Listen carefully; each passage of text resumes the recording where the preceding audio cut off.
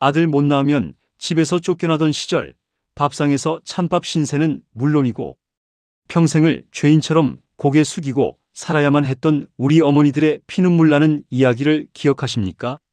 시어머니가 집안의 대를 이어야 한다며 아들 출산을 강권하고 또 딸을 낳으면 한동안 말도 안 섞고 투명 인간 취급을 하던 그 서러운 시절 말입니다. 예전에 딸을 내리 8명이나 낳다가 9번째에 드디어 귀한 아들을 출산하신 할머니를 뵌 적이 있습니다.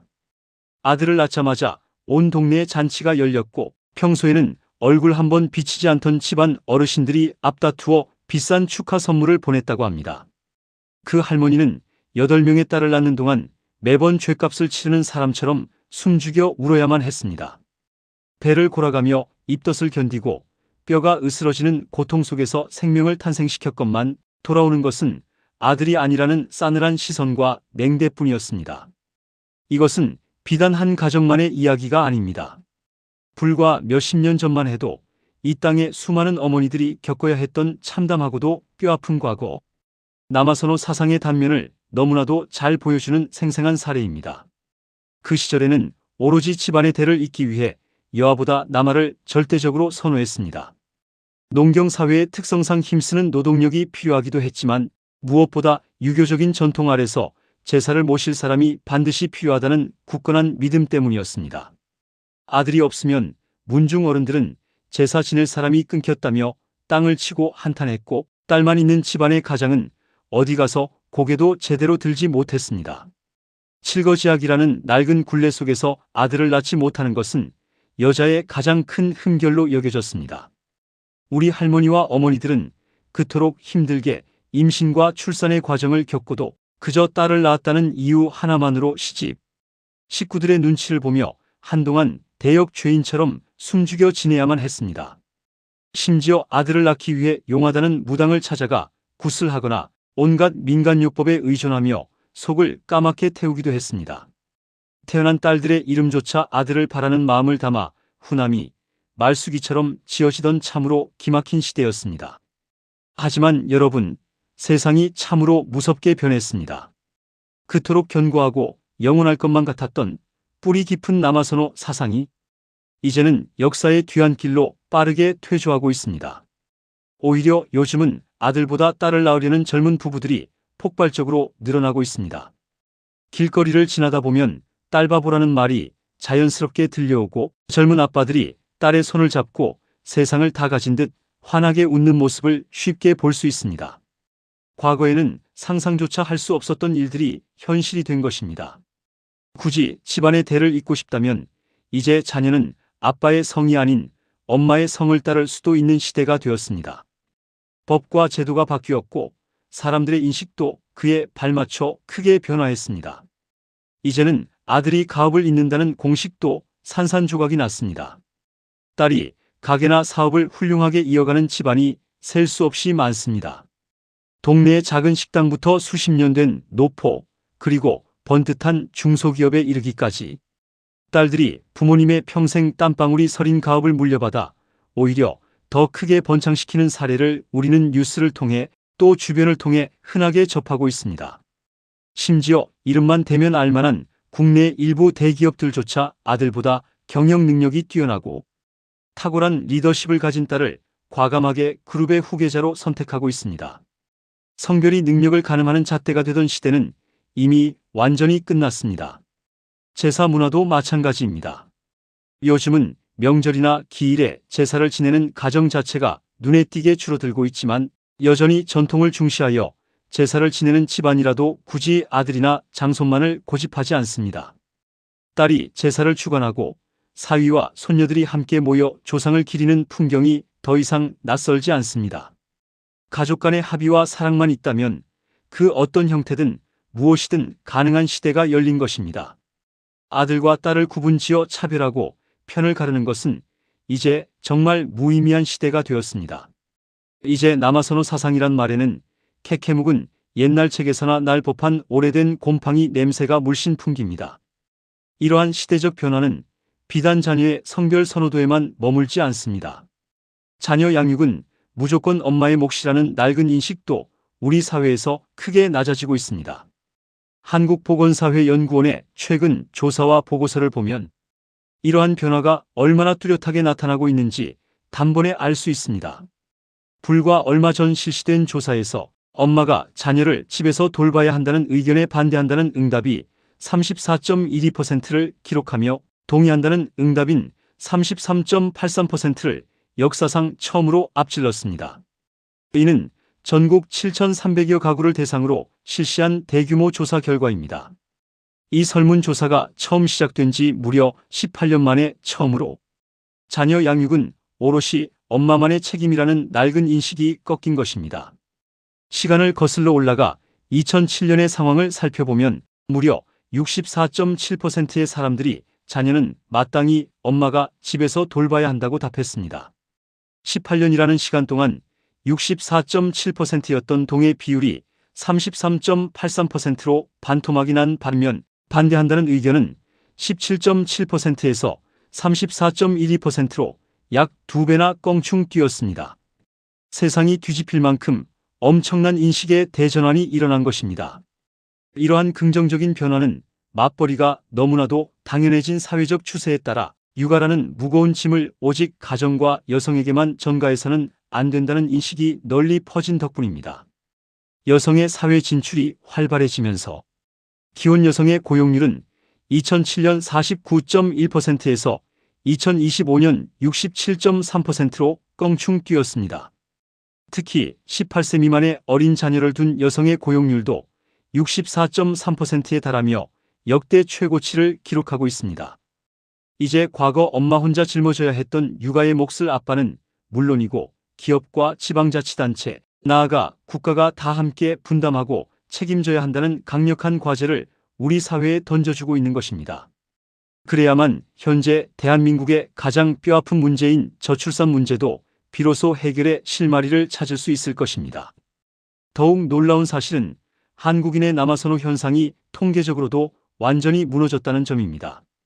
과거 1992년 조사에서는 무려 58%의 사람들이 아들을 선호했지만 2024년 최근 조사에서는 그 비율이 단 15%로 곤두박질 쳤습니다.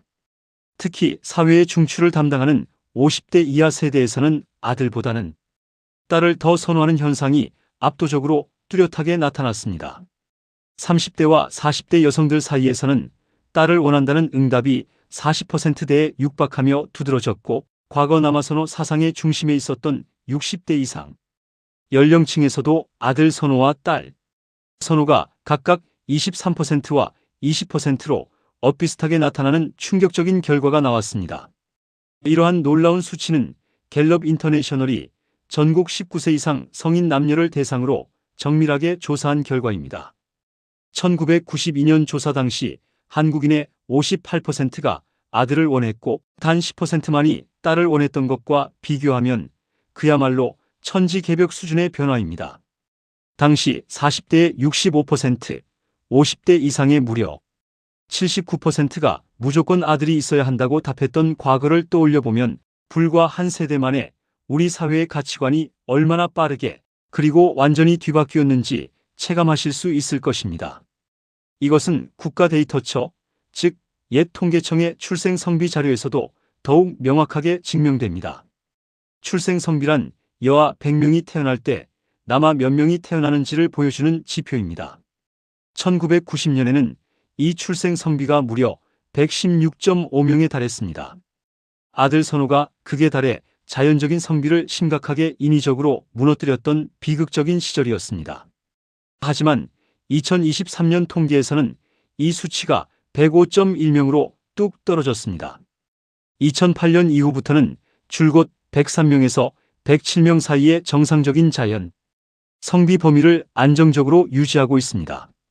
이는 국가의 공식적인 통계 수치상으로도 대한민국에서 남아선호 현상이 이제는 완전히 흔적도 없이 사라졌다는 것을 의미합니다. 오히려 지금 대한민국은 전 세계에서 딸을 가장 선호하는 국가 1위가 되었습니다.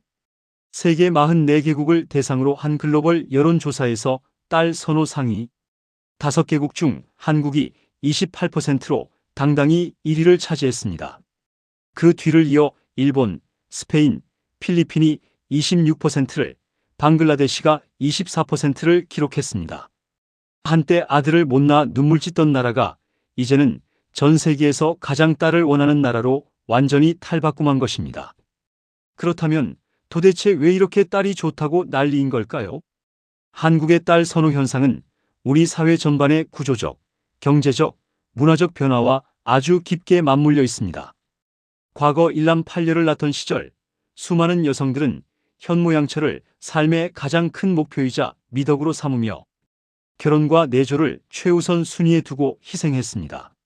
하지만 지금의 우리 딸들은 다릅니다. 남성들과 똑같이 치열한 학업과 취업 경쟁을 당당히 뚫고 사회에 진출해 직장에서 눈부신 능력을 마음껏 발휘하고 있습니다. 견고하던 유리천장을 깨고 고위직에 오르는 여성 리더들도 하루가 다르게 늘어나고 있습니다. 가정 내에서의 지위도 완전히 달라졌습니다. 유산 분배에 있어서도 과거처럼 장남에게 몰아주는 것이 아니라 법적으로도 인식으로도 딸과 아들이 1대1로 완벽하게 대등한 권리를 갖게 되었습니다. 경제적인 능력을 갖추고 사회적으로도 당당하게 자리 잡은 딸들은 부모에게도 더 이상 아픈 손가락이나 남의 집 사람이 아닙니다. 무엇보다 부모님들 사이에서 딸 키우는 재미가 아들 10명보다 낫다는 말이 공식처럼 굳어지고 있습니다. 세월이 흐르고 나이가 들어갈수록 딸은 아들보다 훨씬 더 다정하고 세심하게 부모의 마음을 헤아리고 챙기는 경향이 있습니다. 연세가 드신 노부모님이 몸이 편찮으셔서 병원 진료를 가야 할 때 복잡한 병원 수속을 곁에서 돕고 의사의 말을 꼼꼼히 메모하며 부모님의 구분 등을 다독여주는 사람은 주변을 둘러보면 열의 9은 딸들입니다. 명절이나 생일 때도 무뚝뚝하게 용돈만 툭 던지는 아들보다 평소에 자주 전화를 걸어와 시시콜콜한 일상을 나누며 적적한 부모님의 마음을 다정하게 녹여주는 것도 결국은 딸입니다. 그래서 노후 생활의 든든한 버팀목이자 가장 친한 친구는 딸이라는 말이 유행처럼 번지는 것입니다. 물론 며느리들의 입장도 있고 개인마다 처한 상황이 다르기 때문에 모든 사례를 하나로 뭉뚱그려 일반화할 수는 없을 것입니다. 세상에는 딸보다 다정하고 살가운 아들도 분명히 존재합니다. 하지만 우리 사회 전반적인 분위기와 수많은 통계 조사가 딸이 더 좋다는 현 시대의 뚜렷한 민심을 강력하게 대변하고 있습니다. 아들에 집착하다 가슴에 피멍이 들었던 시대를 지나 이제는 전 세계에서 딸을 가장 선호하는 1위 국가가 된 역동적인 대한민국. 남아 선호든 딸 선호든 간에 결국 가장 중요한 것은 우리의 자녀들이 건강하게 태어나 바르게 자랄 수 있는 세상을 물려주는 것입니다. 성별을 따지기 전에 2명은 낳아야 한다는 어르신들의 애정 어린 당부가 어쩌면 이제는 옛날 사람의 철없는 넋두리처럼 들릴지도 모릅니다. 우리 사회가 직면한 저출산 문제가 그만큼이나 너무도 뼈아프고 심각하기 때문입니다. 아들이든 딸이든 생명은 그 자체로 너무나 고귀하고 축복받아야 마땅합니다. 서로의 다름을 인정하고 남녀 모두가 각자의 자리에서 존중받으며 엄마와 아빠 그리고 사회 전체가 함께 아이를 안심하고 키워나갈 수 있는 진정한 행복의 시대가 하루빨리 정착되기를 진심으로 바라봅니다. 지금까지 들어주신 여러분께 깊은 감사를 드립니다. 저희 채널이 전해드리는 따뜻하고 유익한 이야기가 마음에 드셨다면 잊지 마시고 행복천사 채널 구독과 좋아요를 꾹 눌러주시기 바랍니다. 여러분의 따뜻한 관심과 응원이 더 좋은 영상을 만드는 데 가장 큰 힘이 됩니다. 늘 건강하시고 가정에 평안이 가득하시기를 기원합니다. 감사합니다.